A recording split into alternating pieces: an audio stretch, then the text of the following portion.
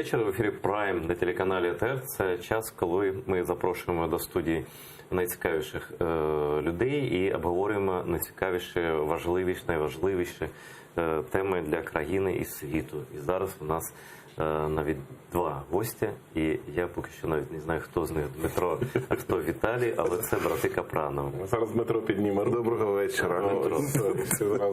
Зразу все стало на своє місце. Я так запишу поки. Ну так.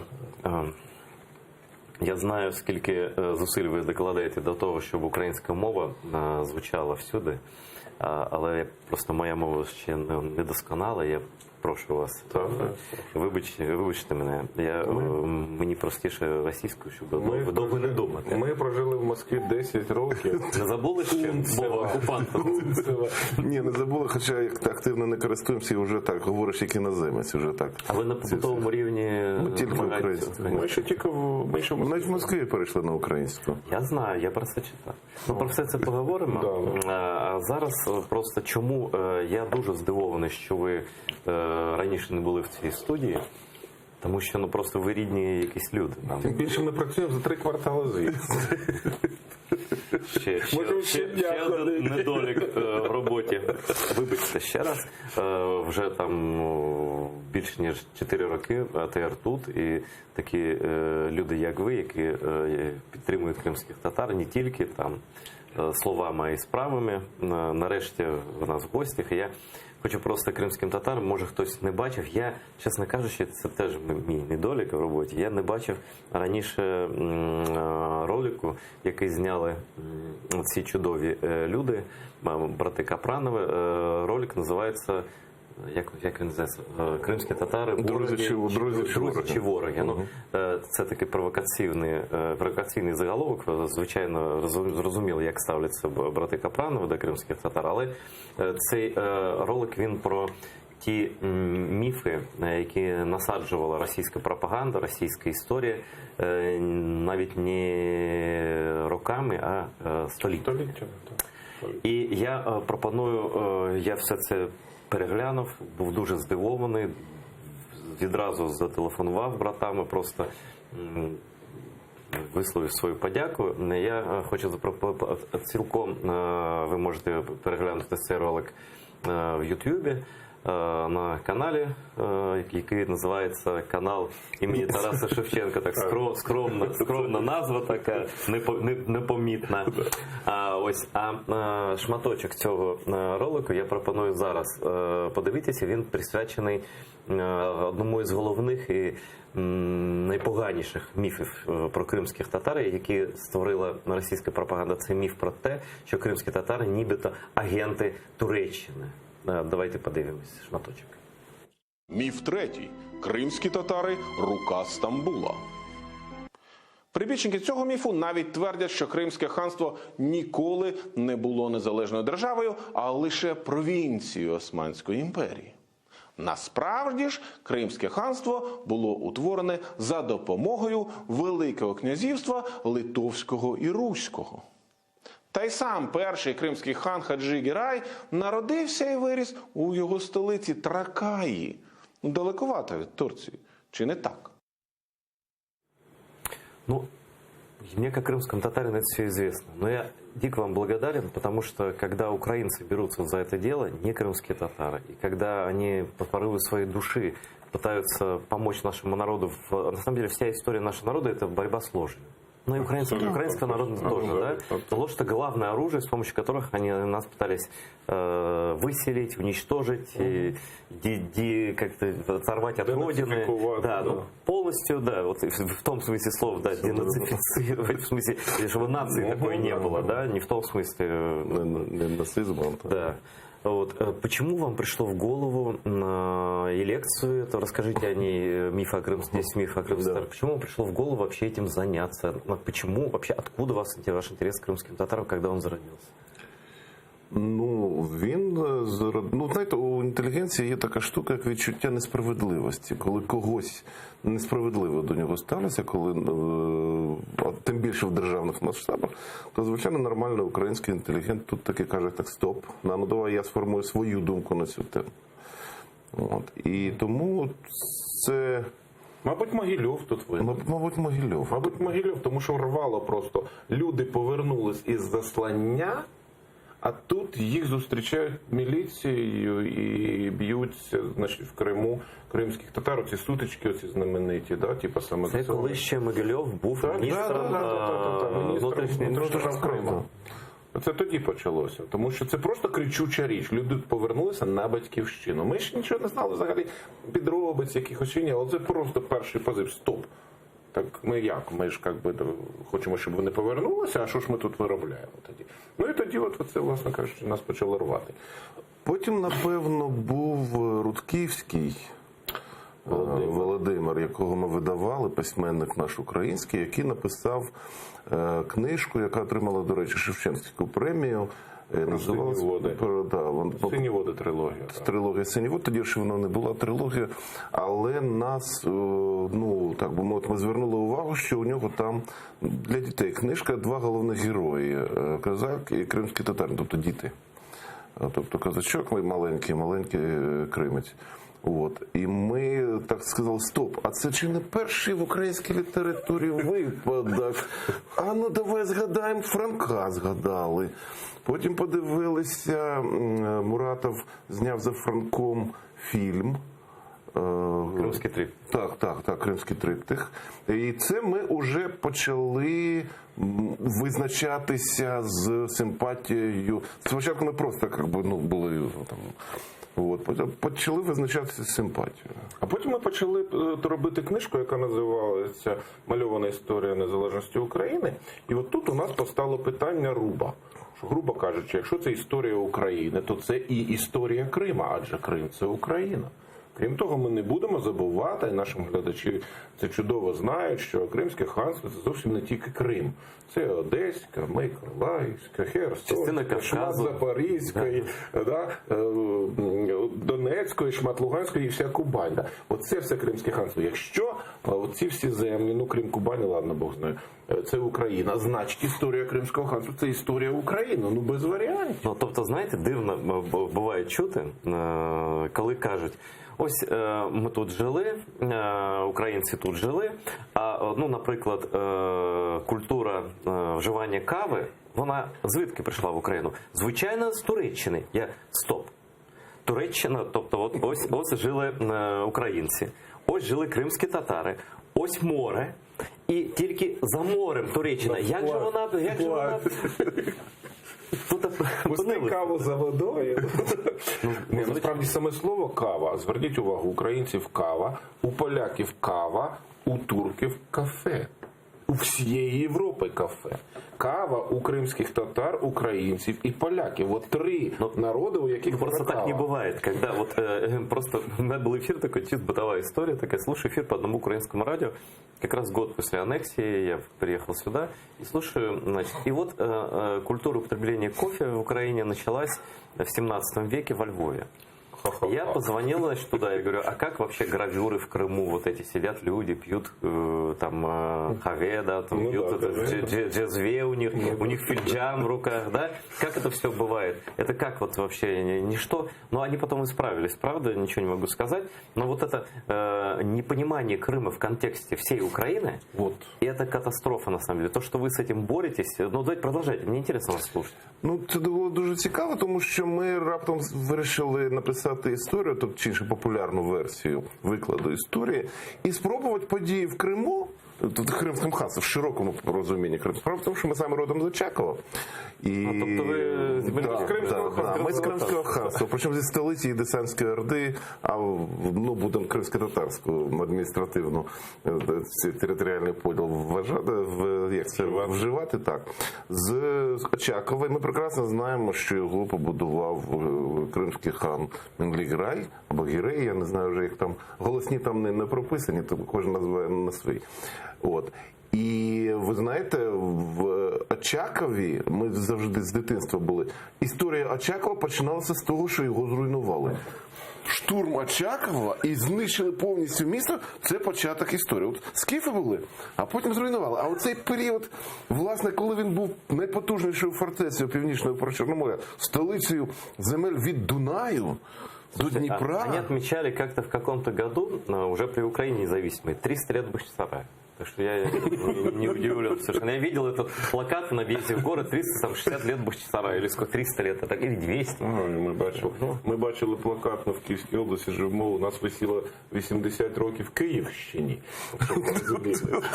Ці люди можуть святкувати все, що завгодно, а завтра з'ясується, що Київ заснував Зеленський. От. І ми спробували викладати, в тому числі події. От в Києві було, в Кримському ханстві було, в Чигирині було. Тобто хронологію брати. А на як у нас в історії? Це історія Київщини. А потім так, в той час на Галичині, там 200 років Київ писався, в той час на Галичині в 2 абзацах. Або от про Крим взагалі не згадують. І ви знаєте, вийшло дуже цікаво. У нас навіть був такий, коли почалися ці всі, війна наша почалася, ми перші рази поїхали в війська до наших солдат. От. І там стояли, я не пам'ятаю, звідки вони були, з якоїсь західної частини України частина. І ми зробили на основі нашої історії таку брошурку про це, і роздавали її солдатам. І на ранок в їдальні ми почули фразу: слухай, тепер я розумію, за що ми тут воюємо, чому ми тут воюємо, розумієте? Тобто для них це було таке от відкриття, це самі робили.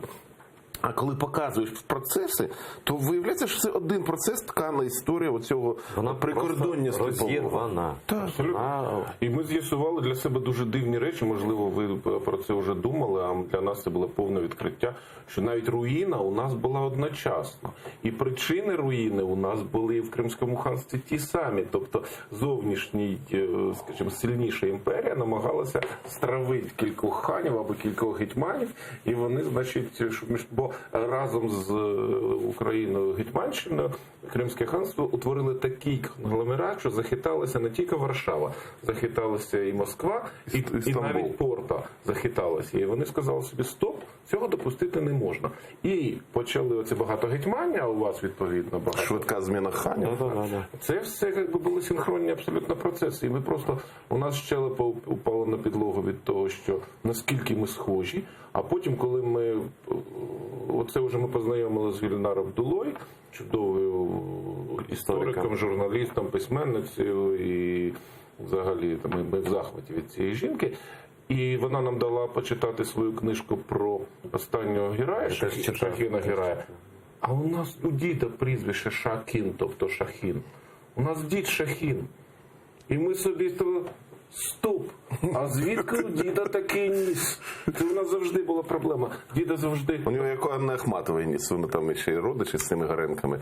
Отакі от. А вона ж оголосила себе чингізівкою. Дивлюся на вас і думаю, що ви схожі. Щось є, І ми тоді щось сказали нагайське собі, є. а є у нас люди взагалі, які навіть кровно ніяк не пов'язані? І у нас от тоді сильно прочистилось в голові, і ми стали підходити до цього питання вже не для самоосвіти, а от для того, щоб людей, щоб розбити оці тупі, абсолютно тупі, банальні міфи, що кримські татари прийшли з монголами, і вони, значить, тут всі прийшли є, що вони, значить, османська рука, що вони людолови, там був такий Іван Лє, написав цей роман, людолови, там, Ясир, там всі ці діла. І почали от працювати в такому форматі вже більш популярному, щоб спростувати. І дуже сильне враження на нас, я пам'ятаю, справило одне з інтерв'ю Мустафи Джемілєва, де Мустафа Ефенді сказав, що йому говорять: але ж ви типу крали, там людей в Ясир крали. От.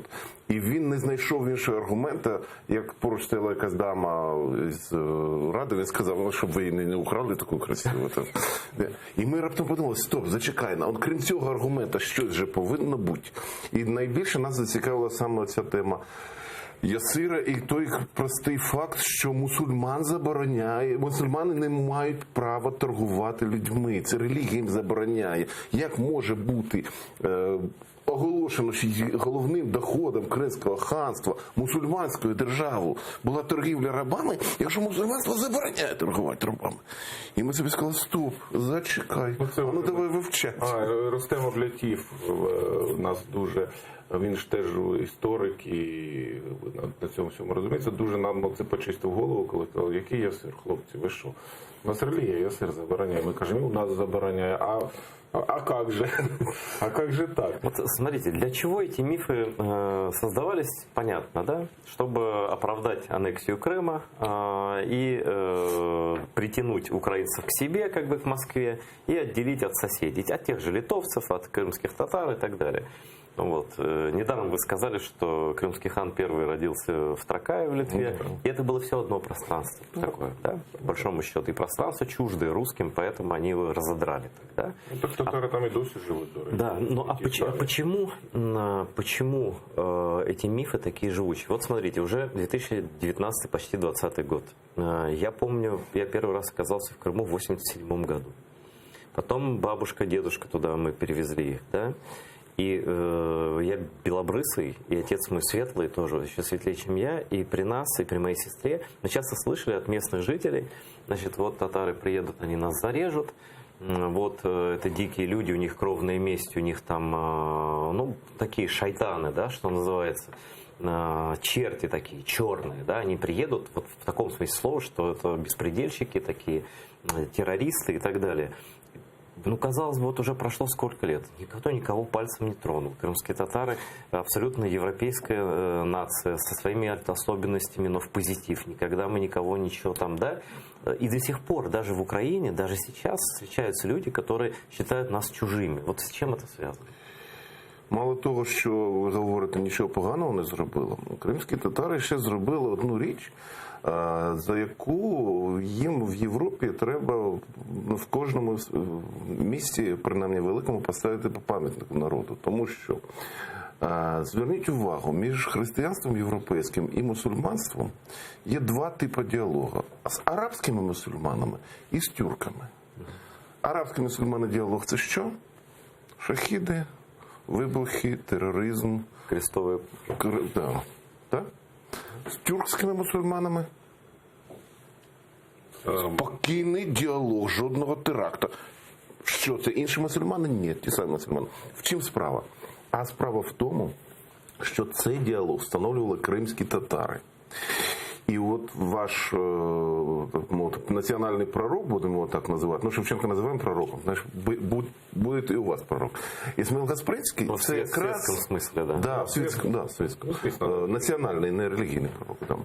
Ісмаїл Гаспринський, це якраз була та людина, яка створила новий тип діалогу, точніше, новий тип мусульманства, яке може підтримувати діалог з сучасним християнством. Тому що кримські татари були досить специфічними мусульманами. Жінки, наприклад, там не закривали ніколи обличчя. Не було цієї гіпермусульманської закритості. Но у нас вообще-то впервые в 2018 году было в Европе, по-моему, несколько стран всего было, и это точно впервые в мусульманском мире первый Курултай дал право выбирать и быть женщиной. Точно, абсолютно. Даже речь не шла о какой дискриминации, Да. никого в голову это не І приходило. от на базі цієї традиції кримсько-татарської було зроблено спочатку такий внутрішній цей джадидизм, тобто оновлення рух, ідеологом якого був Гаспринський. Потім воно розповсюдилося на по пантюрківських цих каналах. Ну, коли Ісмаїл Гаспринський видавав газету «Терджиман-переводчик», це було на всю Російську імперію видання. Це не було... В Уйгуристані читали. Да, в Уйгурі. да. Тобто це була, а вона несла цю ідеологію, розумієте? Він, от те, що новий спосіб навчання, так навчання якраз і було основною проблемою мусульманського світу. Тому що оця чітка розподіл між жінками, чоловіками, жінками. Нет, потому что еще и не давали людям учиться. Да, але класична мусульманська освіта не давала можливості вчитися жінкам, ще й в одних школах. І оця ідеологія, яка тоді зародилася у цих, якби там младотатар, да, от, і лідером яких був власне Гаспринський, вона привела до того, що розвернулася вся освіта, розвернулася культура, зробила такий віраж. І ми отримали миролюбне до іншої релігії мусульманську культуру, кримсько-татарську, перш за все, яка тут таки почала діалог з Європою. Вы знаете, вы очень важную роль Гаспринского подчеркнули. Он действительно был идеалист, и в своих условиях он верил в лучшее, но, к сожалению, ничего лучшего не получил. Закончил все коммунизмом и мраком, жуттю, депортацією і всім остальним. Но Ну, це не від нього залежало. це правда. Але я хочу наголосити на тому, що кримські татари, вони були толерантні завжди. Це не тільки після чи під час Гаспринського. Ні, це просто він сперся. Для нього це було нормально, і він побачив, що там не так, каже: ні, люди добрі, дивіться, як треба. От подивіться, як ми живемо, так і треба. Він же не вигадував. Якби воно було чужим народній традиції, воно б не прижилося. Мало людей, Тобто, яких є ідей. Є ідеї, тут питання в тому, як ці ідеї були сприйняті, тому що вони спиралися на традицію. Я дивлюсь на роль жінки в кримськотатарському в родині, в суспільстві. Я просто як в дзеркалі бачу роль жінки в українському суспільстві. От зараз намагаються нам накинути думку, що жінки такі нещасні були, принижені в Україні, от, їм доводилося багато працювати. Як Це не тема нашої розмови. І от точно, яка українка дозволила би себе принижувати? Яка кримська татарка дозволила би себе принижувати? Та ви що, жартуєте? Ви подивіться на цих жінок. Вони можуть ходити, значить, оце з закритими і слухати. А вы знаете, еще так интересно, уж по всем этим мифам дурям пройдемся, ну, не по всем, но по многим хотя бы. Вот когда русские оккупировали Крым, их же первая мысль была как? Ну, сначала мы отрубим украинские телеканалы, включим татарское телевидение. Какое татарское телевидение? Естественно, из Казани они включили. Наши люди смотрят, ну, так думают, что с ними, да? А они правда думают, что это один народ. Но у них представление, что украинцев нет, и крымских татар тоже нету. Но сейчас им включим, они будут сидеть, значит, эти чурки будут слушать, значит, вот это все. Значит, ну, посмеялись. А потом, ну, конечно, ничего смешного в тот момент не было. Ну, просто там вот как они подходили, да? Они даже не знали, кто мы такие. Потом еще, что же было-то после этого? Вот я забыл, сейчас вспомню. В общем, вот эта путаница постоянная с тем, что это татары, такие же татары, как те татары и так далее, она все время говорит о том, что русские, в принципе, не разбираются вообще, кто вокруг них живет. Для них кто такие вообще украинцы? Ну, их же нет. Не существует такого народа. А насправді, якщо копнути глибше, то головною причиною в лапках любові Росії до українців і до кримських татар є Босфор. Тому що Росія запізнилася до розподілу морських шляхів, до розподілу світу. Ну, я нагадаю, коли Колумб відкрив Америку, уже після того був Іван Грозний. Тобто уже Португалія з Іспанією роздербанили весь світ. Пополам. А у них їздили опричники з прив'язаними собачими головами. От просто і це розрив. І вони пробували за Петра зайти Вони ще за Грозного спробували, Львовські воїни, отримали там і стали розвиватися якраз на Казань. От, а до речі, Казань тоді там кримські саме хани правили, так, в цей момент, вивчена, як спадкоємці Великої Орди. От, розвинулося туди, але ж сидно ж треба продавати, сидно ці колонії якісь потрібні. На Балтику не підеш, там уже морда бита. Петро побудував Петербург на болоті. Із принципу, що тут буде город заложен, портом він так і не став. Чому? Тому що там мілина. І навіть в Англії є таке прислів'я, було таке прислів'я. Що від Лондона до Кронштадта ближче, ніж від Кронштадта до Петербурга. Тому що вони мусили ставати біля Кронштадта і на човнах. Тобто, як порт не годиться, де найближчий порт? В Середземному морі, туди можна зайти тільки через Босфор. Звідси оце марення Константинополем, звідси оце Катерина. Знаете, что Путин и сейчас мечтает об Босфоре? Да, і Сталін мріяв, Сталин мечтал. і Катерина мріяла. Только бомба, насколько я это понимаю, только бомба в Хиросиме и Нагасаки, вот эти остановили Сталина от идеи, потому что мой двоюродный дед в 45-м году после закончания уже войны остался в Болгарии, так получилось, и он мне рассказывал, как они готовились к войне с Турцией. Сталин хотел захватить проливы, по крайней мере, проливы захватить А точно. тому що це вихід в великий світ. Це вихід в великий світ. Поки Туреччина тримає Босфор, Росія повністю заблокована від цього. І оце ідея фікс. А на дорозі хто? Українці і кримські татари. Но вот эту идею, смотрите, вот эта идея, что крымские татары, с чего мы начали нашу передачу, что крымские татары это агенты Турции. Мне стыдно сказать, я даже имена этих людей говорить не буду, но вот, по крайней мере, в прошлой власти такие были, да и в этой, наверное, есть люди, которые на полном серьезе там шепчут на ухо там, моим каким знакомым, а те смеются и мне рассказывают, что крымских татар нельзя поддерживать, потому что они уведут Крым в Турцию. У меня был случай, сейчас расскажу. Значит, сижу на одном телеканале, со мной сидит журналист, а он сам из Львова. И он такой тоже мне эту легенду рассказывает, что крымский татар мечтает жить в Турции. Но я не будь дурак тоже. Я говорю, а вы откуда? Он говорит, я знал откуда. Он говорит, я с Галичины, я львовянин. Я говорю, ну вы же хотите жить в России, правда? Он говорит, нет, не хочу. Говорят, что вы не хотите. Язык похожий, страна большая. Ну, то есть это переворот мозга. Вот эту легенду специально делали для того, ее используют по сей день. Вот почему это так живуче, что нам с этим делать и как нам это все розкодировать этих постсоветских людей. Це називається інформаційний вірус. Вірус – це максимально примітивний мікроорганізм. Тобто вірус, справжній біологічний вірус, і у нього, чому він такий живучий? Бо він максимально простий, примітивний, легко сприймається. Враг, друг, брат, русський брат, татарин враг.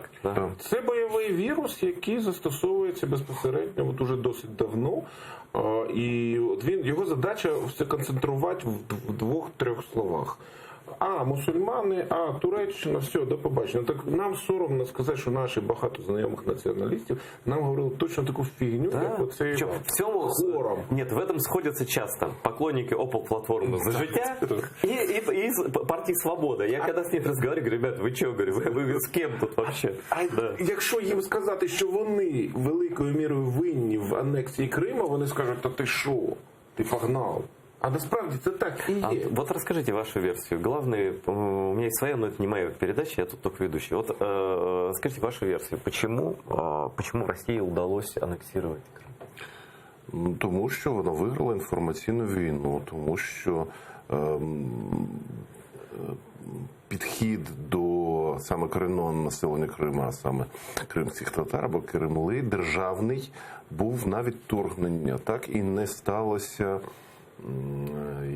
врахування інтересів корінного населення Криму в державній і національній політиці. Простий приклад. У нас на всіх купюрах зображені українські діячі, князі, там все, там 1 гривня Володимир, 2 гривні Ярослав, потім Богдан. А якби у нас було 3 гривні, а на 3 гривнях був би Хаджи Герай. Наприклад. Чи Наман, чи Лебіджихан. Чи Наман. І ми 20 з гаком років Гераям платили, отримували його в магазині щодня. Газети не всі читають, телевізор не всі дивляться, гроші у всіх є. Одна купюра з портретом кримського хана свідомість багатьох. Нікуди б Крим не дівся тоді, розумієте? Тобто ми повинні шукати теж прості дуже рішення на ці виклики і теж їх видавати одразу, тому що це ж державницька позиція. І те, що Україна заснувала 2 державних утворення – Кримське ханство і Гетьманщина, це ж сумніву нема. 2 засновники. І роз'яснять, що 2 засновники, і намалювати на купюрах ефективність. І все, сьогодні не стояло питання, чий Крим. Навіть в Криму б не стояло. Один простий, а так гроші це відбиток того, що в голові у наших можновладців. У них там це в голові, і от вам концепція історії України, пардоньте. Князі, гетьмані, письменники. Князі, гетьмани, письменники. Все, у нас нічого не було. У нас як тоді, Самойлович здав Україну, все, Україна закінчилася. Це абсолютна ігнорація. Все, тут можна цілу лекцію прочитати про державу. То есть мы сами свою историю кастрируем, сами свое государство скопляем. Великою мірою так. Великою мірою так. Але знов таки, давайте згадаємо, що Іван Лея був радянський письменник. І оці його, та він не один. Я тут уже повинен від всіх наших українських письменників сказати, що, звісно, ми напартачимо. Ну, особисто мені, а мы, как литература, сильно напортачили. Я хотел вас спросить, откуда в украинской литературе, я не знаток украинской литературы, на жаль, только постигаю ее, но вот я несколько книжек прочитал, не о татарах упоминания. Негативний. Головний ворог. Давайте будемо називати речі своїми. От знаєте, що... Козацькі романи, головний ворог. Люди добрі, з ким був Союз Хмельницького? Ну ти розумієш, а у Виговського. Ні, ну ти розумієш, а у Дорошенка Петра. Ні, ну ти, а у Михайла Дорошенка. Ні, ну ти. І от Хорошо, давайте посмотрим счет на табло. Кто в итоге захватил Украину, устроил геноцид и все?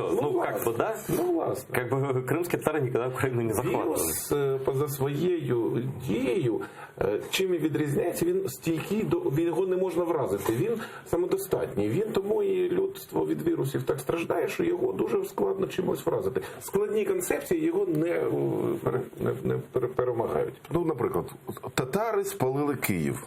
Менглі-Герай спалив Київ. Було. Ну, не спалив, а штурмував. Забувають, скажуть, чому він його штурмував. Що це не було від ненависті до киян, що він хотів стати мером Києва. Він не хотів. Там його два рідних браті, які укрилися, які до того Нурдевлет, який здав Крим взагалі Джучулусам, і другий, не пам'ятаю вже, який примудрився Хаджі Герая заарештувати свого батька. А цей, значить, і цього вони трохи не вбили. І він за ними ганявся, а вони в Києві сиділи. Що він повинен був? На Білу церкву йти. Ну просто, розумієте, спалили Київ. А що і як там було, чому він штурмував? Вони, до речі, потім в Москву поїхали. Так, щоб... Не, ну вообще тогда были феодальные отношения. Да, другое. Але знов-таки це не було Но современный вывод, который делается, вернее, потом, значит, татары враги. Да. Но сейчас я вам скажу, не знаю, знаете вы эту историю или нет, но вот мне ее рассказывали, но буквально на днях я сидел с ребятами, с хорошими ребятами украинскими патриотичными военными из Генштаба, и они с полусмехом, с полуслезами рассказывают мне историю где-то год там 2012, что ли, 11, ну, в общем, какой-то 2010-х годов, плюс-минус. И проходят учения в Крыму. И, значит, штабное задание, что там мы отрабатываем. Значит, татары ушли в горы с каким-то непонятным оружием, которых у нас никогда не было, и объявили войну Украине. И украинская армия, сюжет учений в Крыму. Один встал, там сказал, говорит, извините, но вообще-то у нас вот уже была Тузла, у нас тут флот стоит, они все побережье уже заняли, нас тут посылают, значит, уже тогда откровенно, да, после этого договора, и так далее. На что командующий учениями сказал, ну, знаете, Россию мы победить не можем, поэтому будем решать другие проблемы. Будем побеждать того, да, будем побеждать того, кого можем, безоружных крымских татар. Вот это в голове вообще, вот где это, кто эти люди? Понятно, что когда ты не замечаешь главной угрозы, и вместе с тем ты, по сути дела, забуваєш, а містами в Криму травили кримських татар. І тот вот Могильов, которого ви згадали, да? Ця ж людина, вона потім повернулася до Криму в якості прем'єр-міністра. І ця людина підготувала анексію. Вона ключі віддала Росії. І звідти поїхала спокійно. І тому ми от вирішили тоді в 2014 році, коли все це сталося, і ми зрозуміли, що біда, і купа біженців, кримців з'явилася, і з'явився, відповідно, Кримсос, і вся ця історія. От, ми вирішили, що тут от уже треба спробувати ці міфи розібратися з кожним з міфів цих. І нашим українцям відкрити очі, щоб вони самі подивилися на це іншими очима. Тобто, щоб вирішили ми, що українців треба лікувати від цього вірусу. А чим лікують інформаційні віруси? Просвітництвом. І ми підготували лекцію, вона називалась «10 міфів про кримських татар». Публічна лекція, яку ми читали, і як перше випробування ми її прочитали в Кримсосі з кримським татарам. Ой, це було дуже цікаво. Це був виклик. Це був виклик, це було серйозно, тому що, ну, ти хто, ти піжон. Вони ж це ж, от... Ну, розкажи мені про мене. Історія, да, поучи їх історії. Вот. І там хороший був музичний підклад. Каріков Джеміль Бей, значить, грав на багламе. От. І ми відповідно виступали, а перед нами сиділи ті, про кого розказують. І ви знаєте, це було дуже цікавий ефект, тому що вони підходили і дякували багато хто, і літні люди дякували. І не за наше хороше ставлення до них, а за те, що вони отримали аргументи для прямого заперечення самі теж, тому що ну далеко не всі так просто і внятно можуть розказати. Когда это делают украинцы, да. Когда это делают не а сами ви знаєте, хто другим організатором був цієї лекції? Свобода. Молодці. Да? Ні, за Свобода. що є похвалити. Ні, в мене багато друзів, які там в свободі. Є просто є і такі люди, от, Ні, про є яких ви багато розповідаєте. Ні, ну зрозуміло, да. Ну, питань нема. А я скажу, що насправді, а хто ж це ще повинен робити, як не українці? Українці в Україні не меншина, українців в Україні абсолютна більшість. А значить, ми відповідаємо за всі меншості. Ну, я так розумію.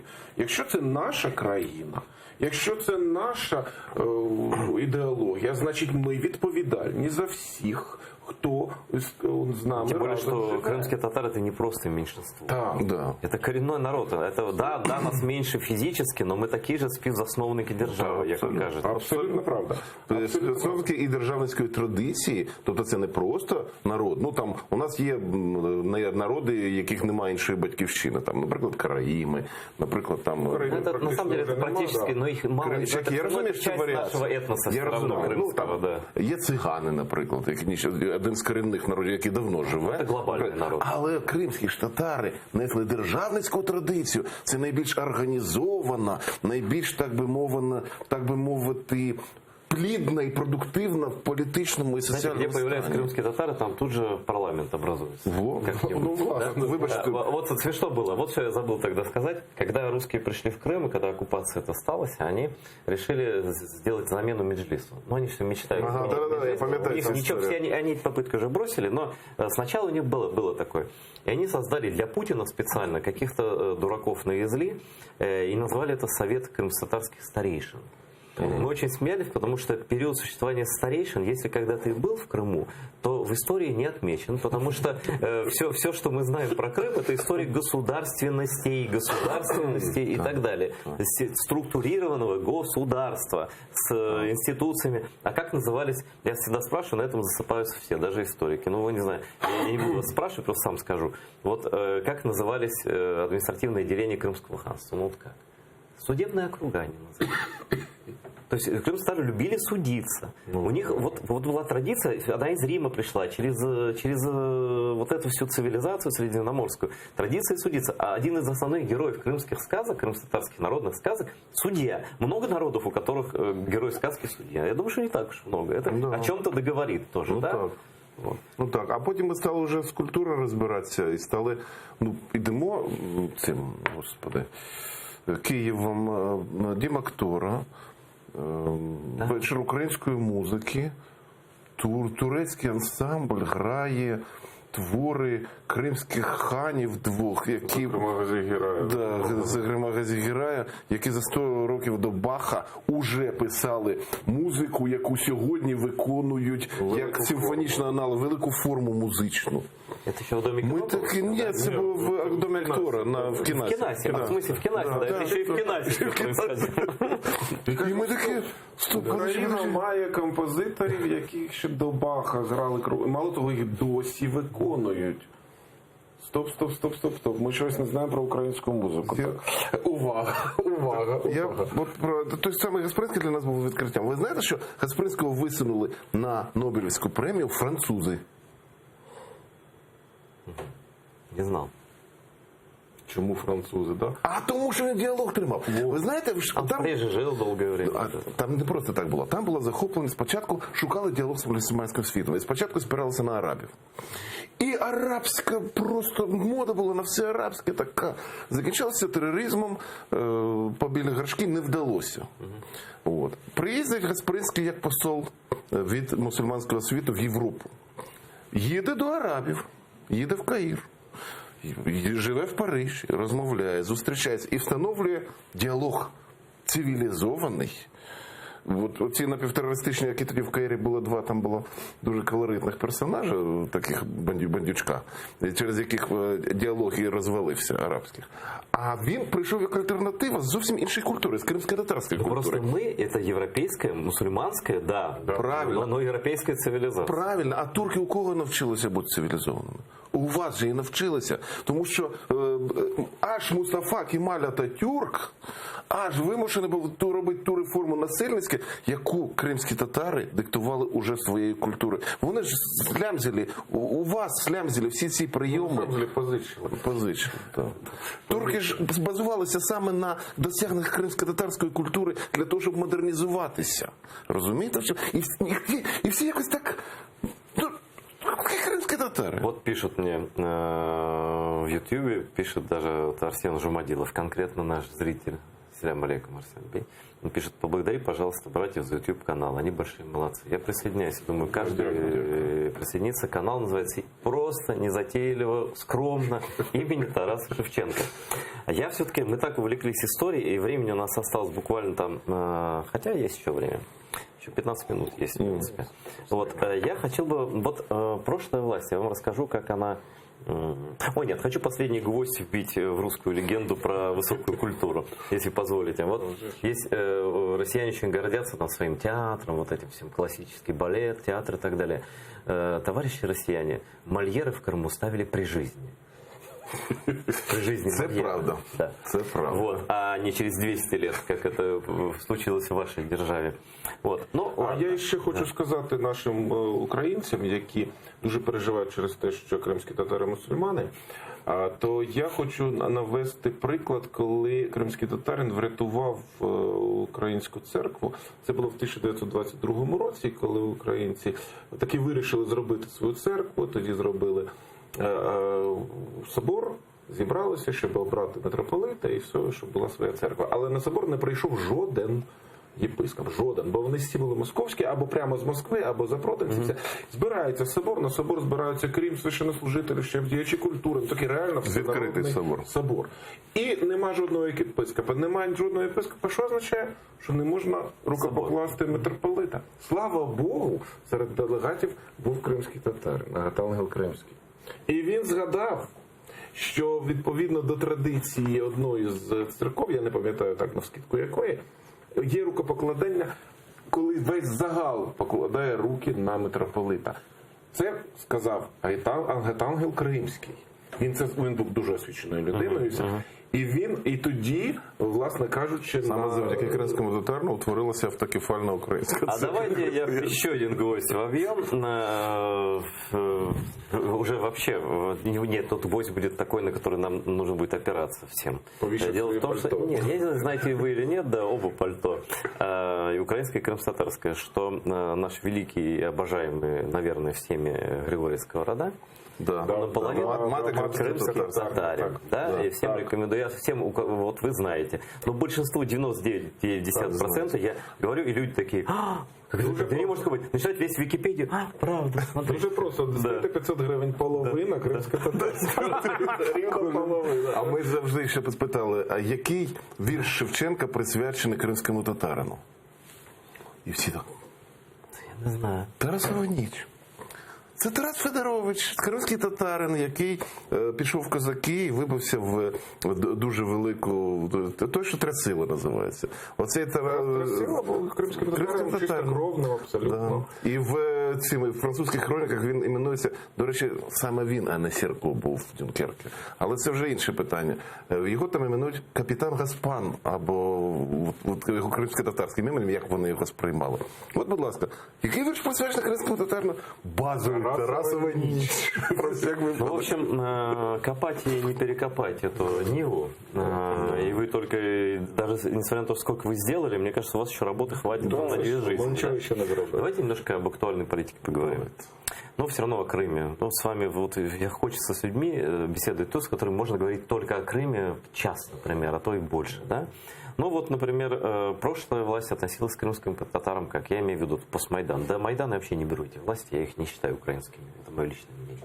Но вот Порошенко был все-таки украинской властью, после Майдана и так далее. Много обещал крымским татарам. Помню, мы плакали в 17 году, когда... Нет, в 16 году, 17 мая, когда он сказал, что будут внесены изменения в Конституцию, где будет названа Крым не АРК, а крымско-татарская автономия в составе Украины. Ничего этого не произошло, так и не решился Петр Алексеевич войти в историю хотя бы попыткой признать крымских татар коренным народом Украины на уровне Конституции. Ну, оказалась политическая кишка у него тонка, к сожалению, я его с этим не поздравляю, но И вот новый президент пришел, Зеленский, и 14 октября была его большая пресс-конференция. И его спросили тоже о Крыме, и вот что он ответил, давайте послушаем. Я думаю, що це один з шляхів підтримки кримських татар. Дуже важливий. Але я не впевнений, що це спростить цю тему повернення Криму і уж точно рішення деокупації. Але я готовий допомогти в цьому питанні. Військової деокупації Криму не може бути. Ви ж це розумієте. Тому це може бути тільки дипломатія. Вона може бути, ви знаєте, як в Мінську не обговорюється, на жаль, питання, а в Нормандії я буду підіймати це питання. Вот первая часть ответа была просто вопрос Гульсум Халилова, наша журналистка, ведущая, которая была на той присухе большой. Она спросила его про крымско-татарскую автономию как раз в составе Украины. Вот Зеленский дал такой уклончивый ответ, готов помогать, но вряд ли это облегчит освобождение Крыма. Ну, у меня другое мнение на этот счет. И, кстати, соратники Зеленского в этой студии говорили, что это нам поможет, поддержка крымско-татарского коренного народа Украины, но что-то там пока не определяется до конца. Как относиться к коренному народу Украины, крымским татарам, и как законодательно решать наши вопросы и устанавливать справедливость, чего начали вот мои гости, братья Капрановы. Вот, а на встрече в нормандском формате, по словам президента Зеленского, они просто не успели с Путиным обсудить вопросы Крыма. Давайте послушаем, что тогда сказал Владимир Александрович. Я готувався предметно і дуже хотів обговорювати це питання. Я не буду вам брехати, тому що ми на першому ж питанні про розведення, тобто у мене своя позиція, ми дуже довго витратили, я не знаю скільки там, 30-40 хвилин. Ми витратили часу на одне питання. Потім обмін, він пішов легше. До Криму детально ми не дійшли. Яка була б реакція на це, складно сказати, але ви чули, що у нас за 4 місяці буде зустріч, будемо підіймати всі ці питання. Ну, от себя за слово скажу и вам передам слово. Я так чувствую, я понимаю, что, конечно, Зеленский хочет с ним говорить про Крым, но есть страх такой, и он присутствовал на самом деле и у прошлой власти, тут надо быть честным, что любой разговор с Путиным о Крыме заканчивается тем, что он встанет и уйдет. Поэтому, может, Порошенко с ним и не... Ну, не поэтому только, да, но есть такой страх, типа, разрушат это переговоры. И вот история с крымско-татарской автономией в составе Украины, которая никак не нарушает унитарность украинского государства, но дает право крымским татарам иметь свои права на своей земле в Украине, да, это такой раздражитель для Путина, который наши власти и прошлое, и нынешнее пока, по крайней мере, боятся предъявить как аргумент возвращения Крыма, как спасение нашего коренного народа.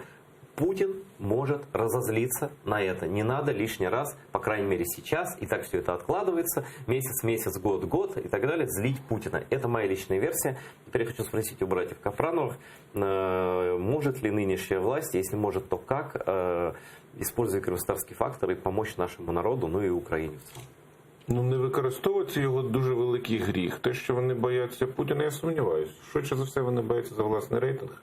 Тому що Україна, на превеликий жаль, під впливом цього антитатарського віруса знаходиться. І те, що ми з вами говоримо, і ті там 50 тисяч людей, які дивляться наш канал, на превеликий жаль не роблять рейтингів, на превеликий жаль не роблять погоди. Якби от ця інформація в простому вигляді у нас в суспільстві панувала, от тоді б, мабуть, наші президенти і Порошенко, і теперішні почухались би, і тому що вони знов-таки більше дбають, на превеликий жаль, про власний рейтинг, ніж про боротьбу з Росією. Ні, це взагалі, знаєте, як це, не налякати, як це, не розлютити нападника, який тебе б'є, не противитись. Тебе б'ють, а щоб він іще сильніше не бив, ми будемо поводитись тихо. І ми не будемо використовувати фіксацію своїх прав, там, не будемо напряму говорити, напряму пробувати оборонятися. Не дай Боже. А то як ударити що? Сьогодні ще мало, 13 тисяч загиблих про всяк випадок, да? От. Тобто це, як вам сказати, це називається кишка тонка, калібр не той. Для того, щоб такі рішення ухвалювати, як кримсько-татарська автономія, це треба особистість бути іншого калібра. Надо брать какую-то ответственность на себя в истории. Не только вот сейчас самой или до истории, выборов, да. как там Порошенко все мялся, не знал, что делать, да. И в итоге, ну, не буду уже вспоминать про прошлые власти, знаете, как бывший жене. Ні, ну найвеселіше це було за Ющенка, коли, Ну, вибачте, хороший пример. підтримали, кримці підтримали Ющенка, а він їх здав, з потрохами здав всі ці потолочі. Тому що у нього там руки не дійшли, та і, в общем, ставлення не Тут же було. причина, в принципе, человек-то он неплохой, Виктор Андреевич, неплохой, проукраинский. Но вот так случилось, и это тоже был один из факторов того, почему потом все это случилось. Звичайно. Люди кажуть, зачекай, ми вже раз, здається, вас підтримали. І що потім? Давай ще раз підтримуємо, що ти нам вже іще когось такого привів. Тобто це болюча тема, так би мовити, але треба виводити стосунки з взаємних звинувачень, в тому числі історичних. І це головне, і це те, чим ми займаємося, бо історичні звинувачення – це особливо в такій, це ж як родина. Уявіть собі родину, яка весь час там, як згадаю, що тебе не дівкою взяв, шарах! А ти що про мою маму сказав? І починається, так родина не робиться, так родина не твориться, так майбутнього не буде. Нет, так делаются рабы для России. Да. Россия за этим наблюдает. Я когда я вижу среди украинского общества какие-то сварки, я не имею в виду вот этих, кто там ОПЗЖ и вот в ту сторону, да, но условно из проукраинских людей, которые понимают, что под Россией жить нельзя, начинают друг друга и так, и эдак, я понимаю, что в Кремле просто праздник какой-то. Саме так. І тут, власне кажучи, треба включати в цей процес і стосунки з кримськими. Та взагалі, ви знаєте, мені ці формулювання допомагати кримським татарам, ми і кримські татари, наче ми щось одне, а кримські татари це щось інше. Це частина однієї нації. От як ти відкрив, ти скажи, давайте ми допоможемо полтавчанам. От я взагалі, знаєте, полтавчан, так вони зовсім непогані люди. Дарма ви так у нормальної людини так очі, вони дурні чи що. Так само і з кримськими татарами. Нема і. Нема, от ми окремо, а от ми повинні допомагати. Люди добрі, це ми і є. Ви в дзеркало подивіться всі. Ми були на Мамаєвій Слободі, і там був турнір лицарів. Я познайомився з основателем. І кримсько-татарські лицарі виступали. Ми говоримо господарю, звідки у тебе кримсько-татарське? Каже, повинні були приїхати з Криму, але там не склалося, тому я наших хлопців перевдягнув просто, і вони за кримських татар скажуть. Для того, щоб із козака зробити кримського татарина, просто треба вдягнути шапку інакше. І ніхто і зачіску іншу. Ніхто не відрізнить. Взагалі ні. І це він говорить, бо він цих хлопців посадив на конів, і вони в нього зображали кримських татар. Та наші обличчя просто трошки інакше підстрижи. Да даже можно не надо стричь. Я вас умоляю. И цілком зійдемо. Не, вообще, давайте такой миф сразу развеем. Не существует никакого типового крымского татарина. Просто не существует. Это единственная народная, может быть, в мире, да, где две расы в одном народе. Это европеоидная раса, это процентов 75, потомки европеоидной расы, и потомки монголоидной расы. Представляешь, все это миксовано. Дуже невеликий. Процентов 20-25. Монголоидный, да, дуже невеликий. И среди европеоидной расы совершенно разные люди. И светлые, и темные, и такие, и другие. Вот этот миф о какой-то вот это бусурманство, вот эти, даже слово татар, оно же тоже навязанное извне. Бусурманство готовий дати довідку. Шановні друзі, щоб ви знали, в Криму, в Кримському ханстві, серед бусурман існувала християнська єпархія, так звана готська, існувала і знищила і Катерина. А і більше татар, кримський хан возив гроші, щоб прислав нового єпископа, коли став помер.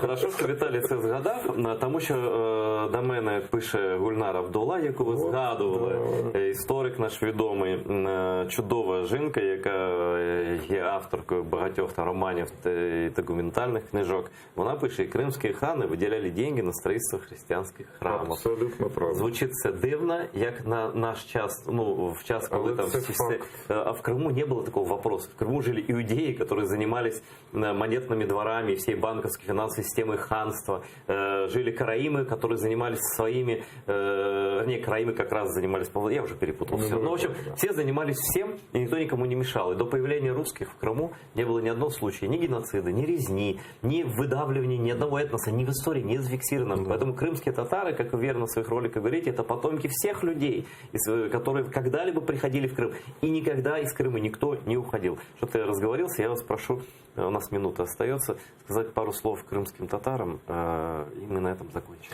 Люди добрі, пробачте нас, будь ласка, за те, що ми от такі от українці, на жаль, недосконалі. Ми будемо вчитися жити разом. Ми будемо працювати, щоб нам жилося як і одному народу в Україні. І головне для того, щоб як це жити і далі, говорити одну правду. Не повторювати чужу брехню, а знайти власну правду і говорити її. Ну і закінчимо прекрасною фразою, яку нам подарував Тодор Арнаут, одна з лідерів гагаузького народу. Переінакшимо її на кримських татар. Кожен кримський татарин повинен знати кримсько-татарську мову. Це його обов'язок перед власним народом. Кожен кримський татарин повинен знати українську мову. Це його обов'язок перед державою Україна. Класно сказано, добавить нічого. З нами були брати Капранови. Дивіться, АТР завжди в нас дуже цікаво, дуже справжні, дуже такі, ну я навіть не знаю, як назвати, суперлюди. До побачення.